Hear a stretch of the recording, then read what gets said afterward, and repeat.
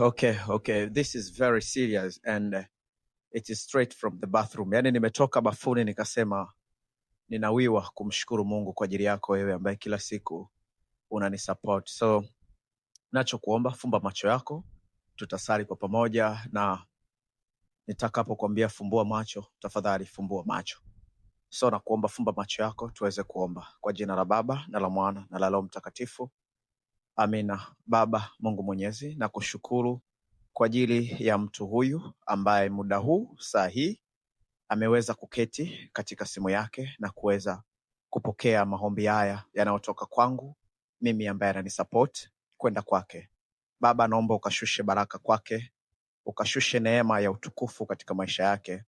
Baba, kijana huyu, binti huyu, baba huyu, mama huyu asipungukiwe na chochote katika maisha yake.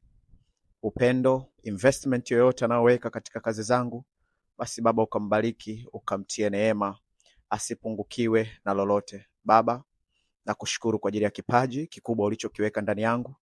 Baba, naamini yote haya ni kwa ajili ya sifa na utukufu wako.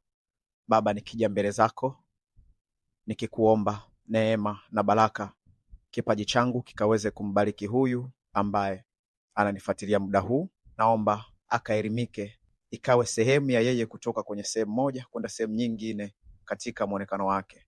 Tunaomba hayo kwa njia ya Kristo Bwana wetu. Amen. Okay, fumbua macho yako. God is good. Personally namshukuru sana Mwenyezi Mungu kwa ajili ya hiki kipaji. Look, God is good. Hii ni sala special kwa ajili ya kukushukuru wewe kwa ajili ya kuwa mwanafamilia wa Expensive Husband Brand. Personally namshukuru sana Mwenyezi Mungu kwa hii talanta, kwa hiki kipaji. Thank you God. Thank you God. Now, thank you for supporting us. Naitwa Emmanuel Samson. Thank you.